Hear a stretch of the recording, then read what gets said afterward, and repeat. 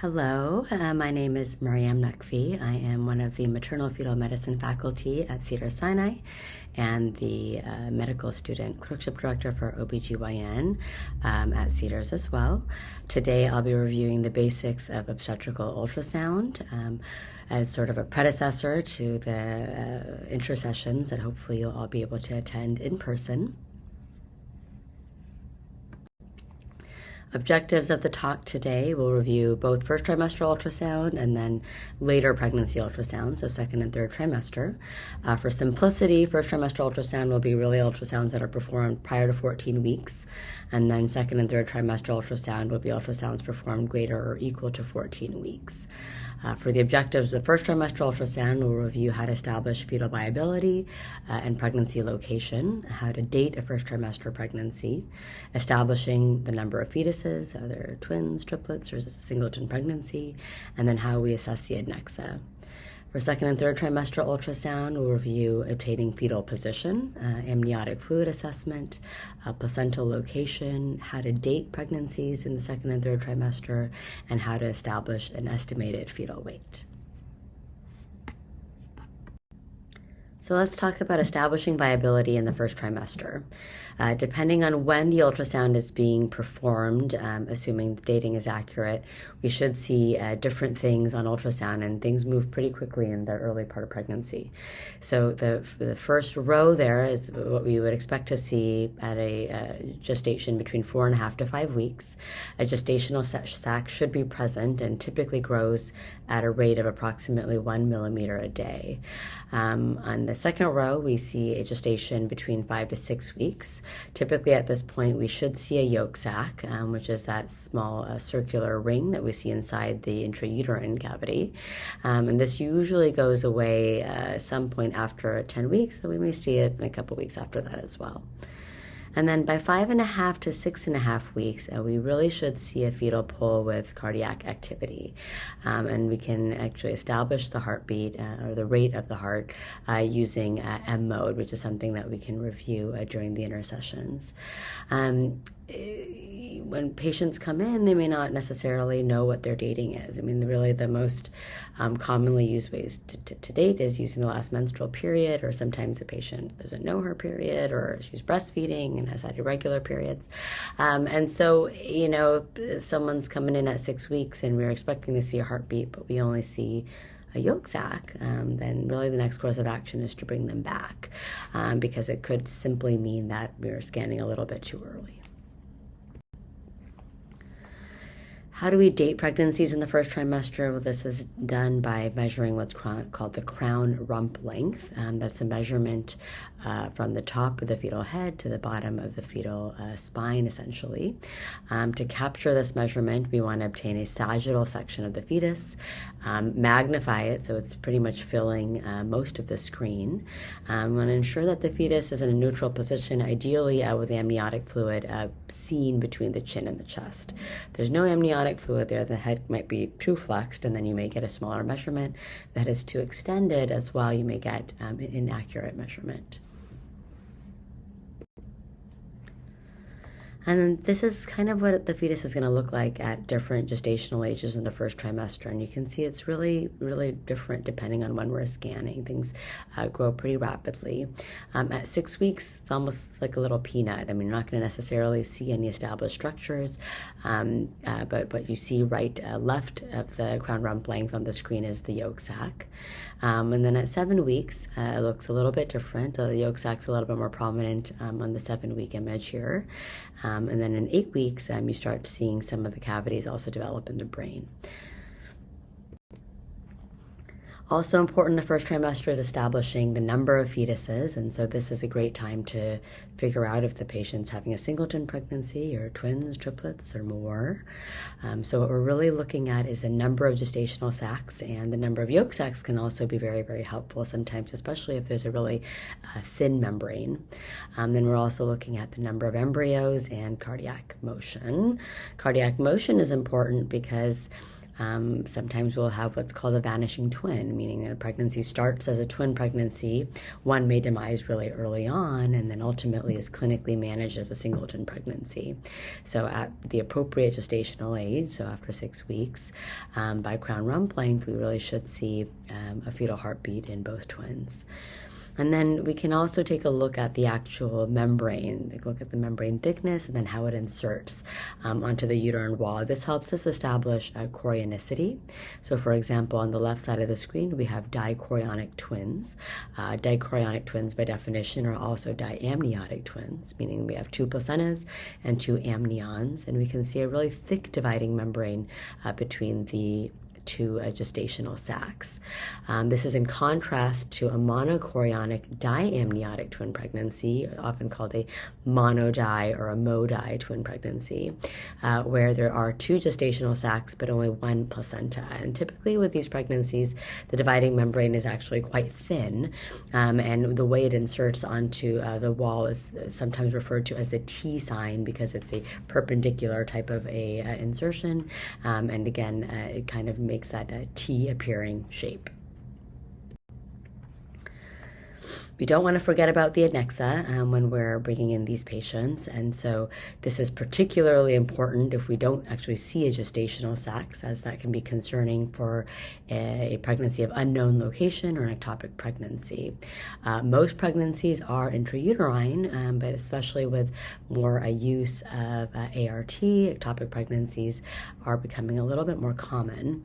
Other adnexal findings may include a corpus luteum cyst, simple physiologic cysts, and then also neoplasms might be seen for the first time because not many patients are necessarily having routine pelvic ultrasounds.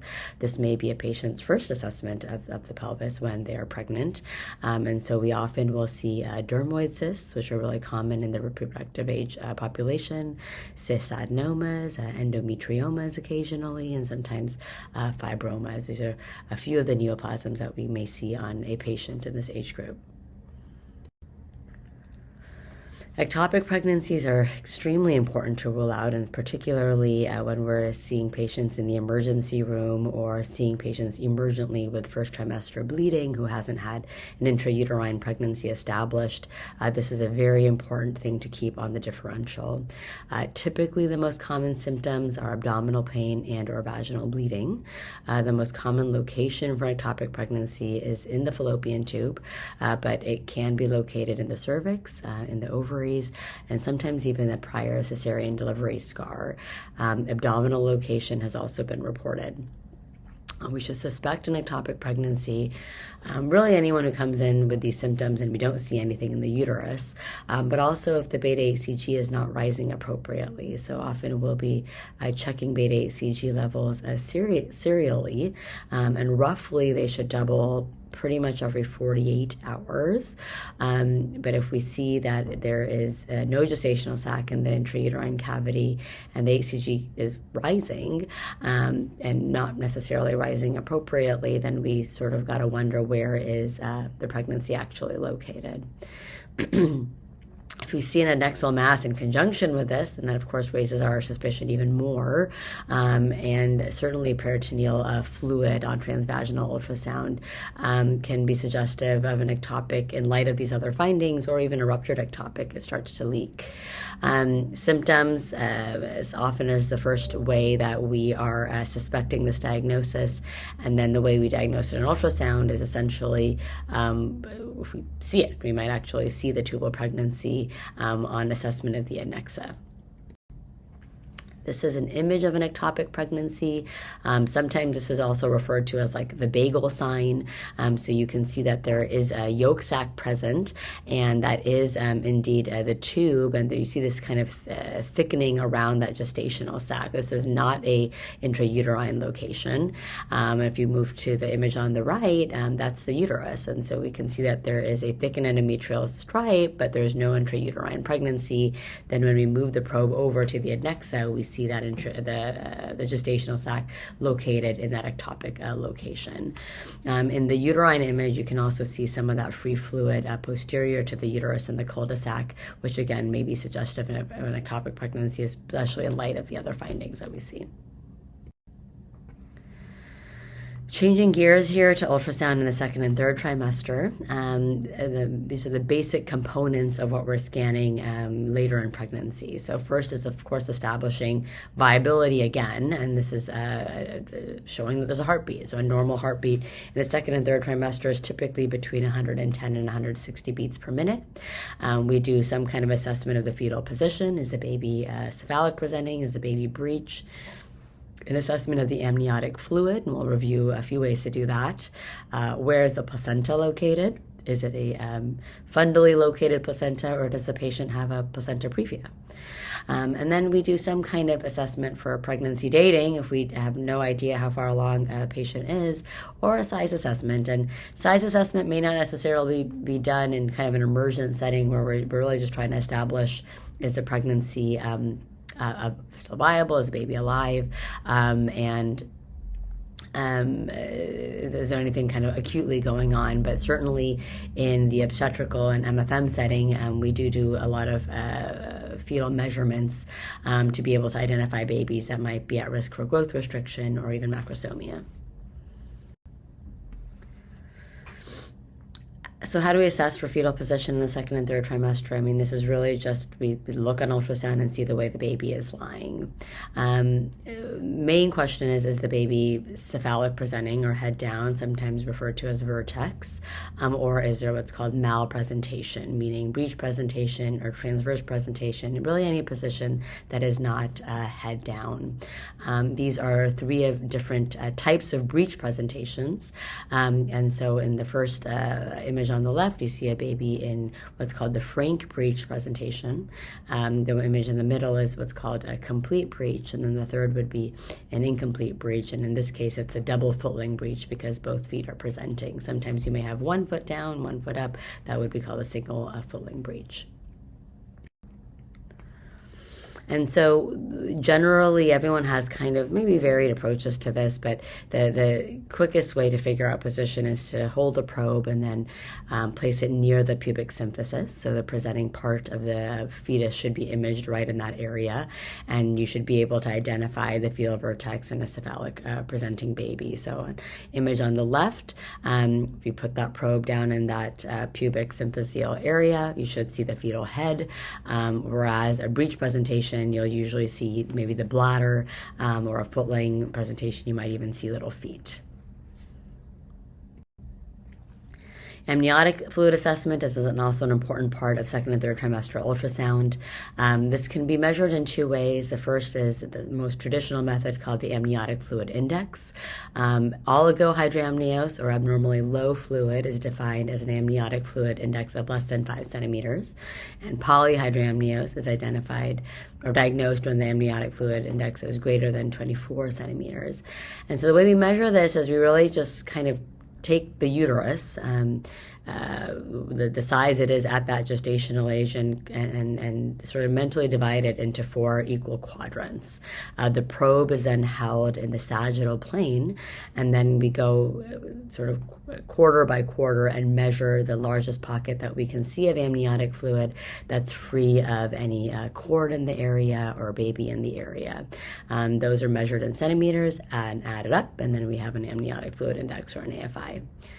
The other way to measure is by measuring the deepest vertical pocket, and that's really scanning around to essentially find the pocket of fluid that is the longest.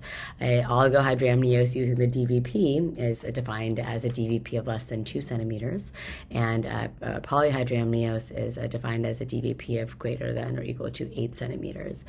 Of note, we use the DVPs really commonly with twin pregnancies because we can't really establish quadrants. And so for multiple gestations, DVP is a standard. And I would say in general, in obstetrics, we're kind of moving towards using a DVP in general, as probably some of the adverse outcomes are seen more commonly with a DVP of less than 2 rather than using that AFI of less than 5 definition. And then that last bullet point there, we already reviewed, but important to hold that probe longitudinally and not really press too hard. You'll see when you start to get to do these a little bit more often, then the AFI measurement can really vary a lot, especially with fetal position and kind of how far you're moving laterally. So it's really important to really keep that probe in a very consistent position as you scan the abdomen. For a placenta location, what we're really trying to identify is the placenta near the cervix. And so this becomes particularly important for, well, number one, establishing what safe mode of delivery will be for a patient where delivery is indicated, and then also may pose some risks in terms of vaginal bleeding, which can cause significant morbidity for the mom and then potentially the baby. Placenta previa is essentially when the placenta extends over the cervical os, and this can be readily seen by ultrasound. Can be seen in abdominal ultrasound, but many times a vaginal ultrasound might be most helpful in establishing just how close that placental edge actually is to the cervical os. Placenta previa, the kind of traditional vignette is that it can cause painless vaginal bleeding. Vaginal delivery is contraindicated with placenta previa, and we try to avoid placing really anything in the vagina except for really like a vaginal ultrasound probe, which is under more of a controlled setting. And then risk factors for a placenta previa include a prior cesarean delivery, a prior pregnancy with a placenta previa, and then they're a little bit more common in multiple gestation pregnancies. A low-lying placenta is a placenta that is low, meaning we're in the neighborhood of the cervix, but it's not necessarily touching or covering the cervical os. And so this is when the placental edge is within 2 centimeters, but not actually over the cervix. And then placenta accreta is something that's really important to assess for, and something that we commonly do as maternal fetal medicine physicians, which is really abnormal invasion of the placenta into the myometrium of the uterus. This is typically something that we would see associated with a placenta previa, particularly in a patient that's had prior cesarean deliveries.